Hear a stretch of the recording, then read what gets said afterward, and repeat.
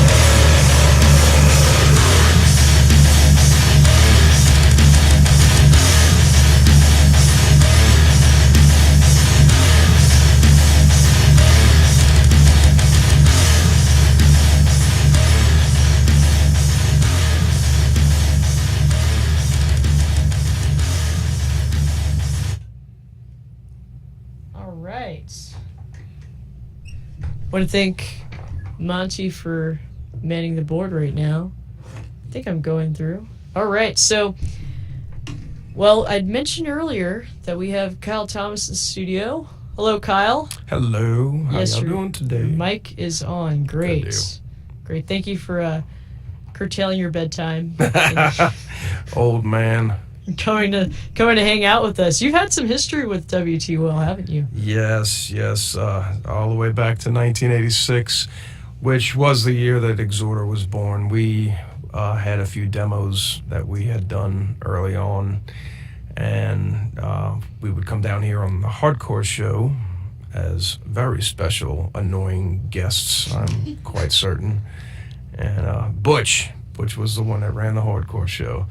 But they welcomed us, and I think we'd come in and make them laugh, and we were probably drinking beer and not supposed to be for a lot of reasons, mostly because we were not 18 years old, which is what the drinking age was back then. But in any event, we had a good time, and WTUL has always been a huge part of the development of Exhorter's early success. So.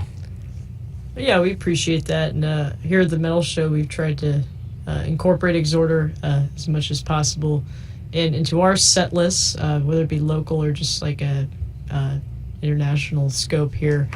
Once again, Kyle Thomas of Exhorter. We're just wondering, where did the name Exhorter come from?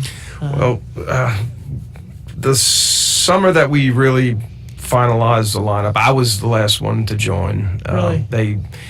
Vinny and Andy and David had all been in a band together called Sabotage, and they found Chris along the way, and they started working together, putting just the shells of music. And I think friends of theirs would come along and grunt and growl, the typical, well, my brother-in-law knows how to sing, because there was no singer at the time. So they just kind of go through the motions with friends on the microphone, and I bumped into them a few times here and there, but it was at the DRI gig in 1986.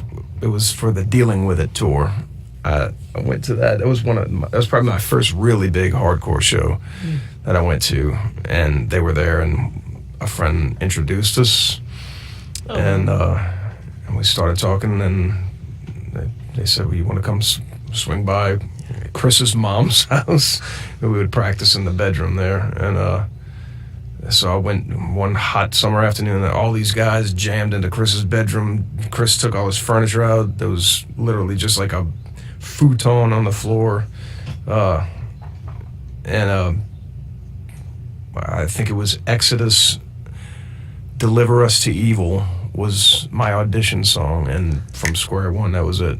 So I think I'm taking the long way around the question. What was the question again? It was just how we started here. Namesake, right? Oh, yeah, okay. So, no, man, so ultimately we went through all these names. Masochist, I think, was one. We just spelled it differently, and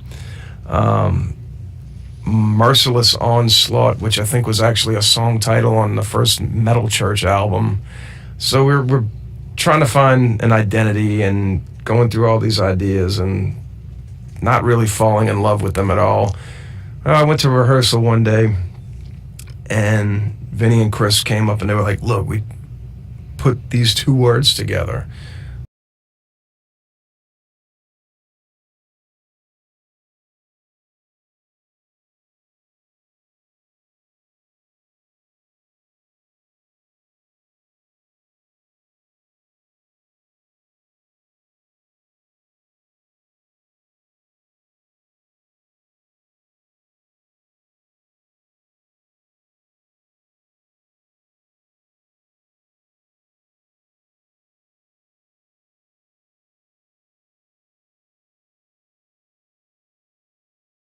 You can't get on Wikipedia drinking your chamomile, but nonetheless. So I know you were mentioning festival appearances, and we talked a little bit off air about kind of touring internationally.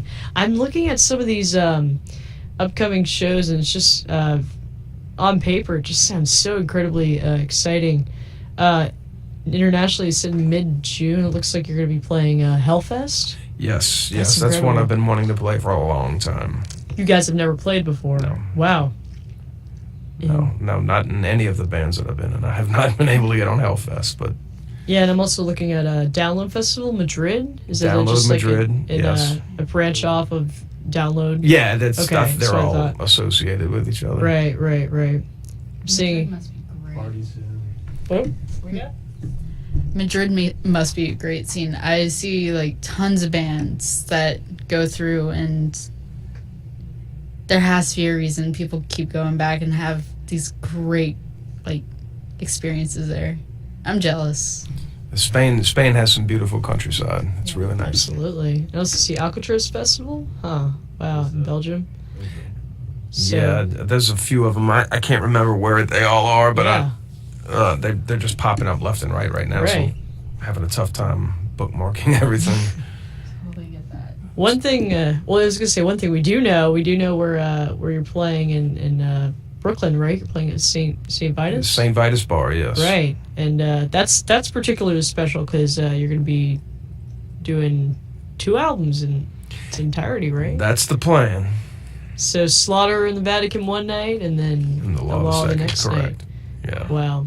You said Slaughter was sold out. Yeah, that show sold out pretty quickly. I guess about a month ago it was sold out, and last I heard, the second night is about less than 50 tickets away from being sold. So, Wow. I mean, that's, you're talking about gigs 3 or 4 weeks out still. I think we'll sell that one out. Oh yeah. And that's for anyone interested in making a pilgrimage to Brooklyn, New York. That's Friday, February 9th. Exhorter is going to be playing Slaughter in the Vatican in its entirety. And then Saturday the 10th following that, so you're going to have the Law in its entirety, same bar, St. Vitus. So that is going to be a real treat if you're in the neighborhood. But Just to be clear, WTUL is not giving out those tickets. oh yes, I'm really glad Monty clarified that. Yeah, that could have been bad. Yes, could have got a flurry of phone calls there. Just like on, the less expensive airlines, snacks and drinks for purchase. Snacks and drinks for purchase. For purchase. Indeed, but one show that is relatively close to home is the Lundygrass show, right? Correct. Can you tell us That's more about right that? around the corner. Yeah, that we're doing a Monday night gig because we can, because nobody's gonna be going to work on Tuesday. Traditionally, Lundygrass shows are fun and well attended. I've played a couple of them in my lifetime, and they're usually a good time. We've got Workers coming down from Ohio, and we've got Intrepid Bastards from right here in Louisiana. They'll be playing also. There will be lots of merchandise for purchase. Well, I'm sure we'll have some sort of giveaway. There might even be Skank Ball for you old geriatric sons of guns that are willing to get in there and give it another whirl, or for the youth who want to come in here and show the old guys how it's done. The Churin. I will be not participating. Wow. Sounds like I wouldn't say fiesta, but it's a different kind of fiesta because it's Lundygrass. So that's it's going to be a very interesting spin on a just typical Exhorter show, right? Not homecoming? really. I think it's going to kind of be business as usual. Ah, okay. It's just usually a lot of blood, sweat, and magic, just plug in and go and crank up the lights, and there's not a lot of flash and dash with what we do as far as the stage show goes, other than our performance. It's just kind of how we've always operated. We're a blue collar band. We're not. There's not going to be any type of anniversary of Abigail King Diamond stage set or anything. You mean there's no Tommy Lee drum solo upside down? Probably not. There's no. What is Probably this? not. Unless we No knock slang Sasha off the stage and he goes tumbling, he'll be upright. Gravity will do the trick, right? That's it. That's just how shows in this town. What's that old saying? Why is it so important to keep the drum riser level when a drummer's playing, so that the spit stays in his mouth instead of something like that. Drummer jokes. Oh my.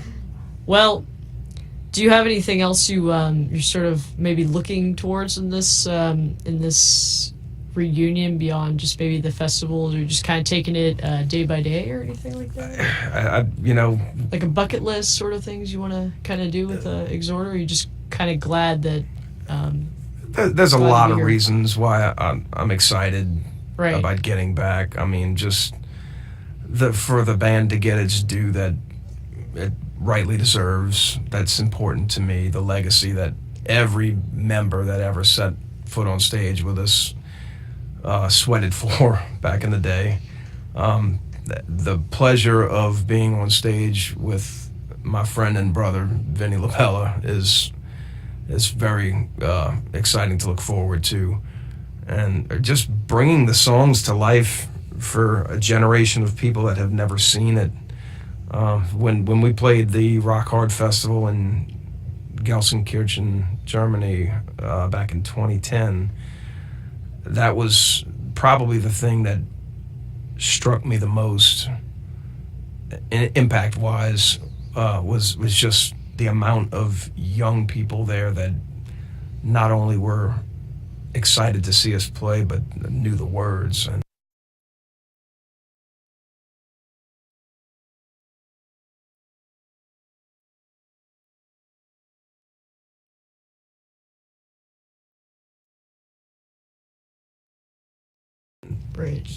it was important to them. So it just tells me that metal is not dead. Some may say it will never die, but it's kind of funny that you mentioned that. I've heard similar sentiments from the members of even Black Sabbath. Geezer Butler said he plays shows all around the world, but the audience still stays young even though he gets older. So he's like, what is this?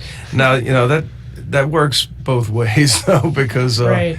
My wife and I went to go see Tommy James and the Shondells a few years ago. Wow. At the IP Casino. True in Biloxi. headbangers. Fantastic concert.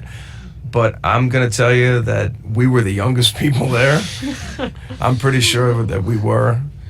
And, I'm not exactly a teenager. So it was impressive to see that many people old enough to be my parents there and rocking out and having a good time. So, there's a lot of that too. I've noticed that, touring with Trouble over the years, the older generations still come out and they're still appreciative, and you kind of have to work a little bit harder for them because they know, they remember the days when we were all in our prime, so we still got to bring it, especially for them, That's a good testament to that. I don't want to say testament to the legacy because I'm just referring to Testament and the Legacy album. But anyway, so I think what really sums this up was I really enjoyed. I believe it was Vinny who said Exhorder is sort of bigger than even its members at this point, and to honor that legacy, it's just like you can't really kill it. Just keep carrying on. Yeah, somehow it's just managed to manifest into something way beyond us hanging out in Chris's bedroom in 1986. I mean, we didn't know back then that this was going to happen. We had no idea. Yeah. All we really wanted to do was make music that we liked to listen to, and some kind of way it's stuck with people. The impact that this band has always had has always been a big one. I can't think of but maybe a show or two along the line that just wasn't a hit with the crowd. Not every show's perfect, and I'm sure there were times back in the day where we weren't always on our game, but for the most part, we brought it regularly, and 9 times out of 10, we left Jaws on the floor, and that's the goal now, to continue that, and we gotta put on our big boy britches and do it, because it's a young man's game. And you were bringing your white shorts up. Yeah. Oh yeah. Well, we're gonna close out the. No, Monty's pointing something else. I think Monty wants to do something here. Oh, she's gonna. Monty is doing her FCC legal requirement. You're listening to WTUL New Orleans, and the remaining item on our calendar for tonight is our usual 11 o'clock Dragon's Den DJ Il Medina. The illest of the Medinas. There you go. And now, I will let you get back to the music. That was underwhelming, but anticlimactic. But hey, it was still there. We had to say it. It was great. It's hard to go up from such a great interview like this. Yeah. I'm well aware I cannot top what's just happened. I don't know about that. We are gonna close out this interview with besides if you have any other closing remarks, we're gonna close it out with a song from Dew Scented Reborn? Dew Scented, yeah. Would you Dew like Scented, to tell us about that? They're a band on Metal Blade Records. The singer Leif Jensen, I've known for some time. A few years ago, he invited me to sing co-lead vocal on a song for that album that they were in the process of writing at the time, and I agreed to do it, and he sent the tracks over. I went over to DDT Studio and tracked it with David Treadway, and throughout the song I'm trading vocals with Leif Jensen, and this is one that probably one of the most rare songs that I've been associated with. It just hasn't gotten a lot of attention that it probably does deserve, because they're a great band. So I hope everyone enjoys this one. Yeah, what is it? Reborn, right? Yeah. Yeah. Well, Kyle, I want to thank you for taking time out of your probably relatively busy schedule at this time, and I was just hanging out. Yeah, just hanging out, right? Saying hi to us. This is been Kyle Thomas of Exhorter, and you're listening to WTUL New Orleans, and we got Dead Lloyd and Monte Carlo here with you, so hanging out. And if you have anything else you'd like to add, just thank y'all for having me here. It's been great. Yeah, we're you. like No, been thank waiting you. for months. It's great. I mean, we've been excited for it. So, Cool. all right. Well, I'm glad I didn't bore you all to tears. So. No, not at all. So here's Dew Scented, and this song is called Reborn, featuring our good friend Kyle Thomas on WTUL New Orleans. Thank you for listening.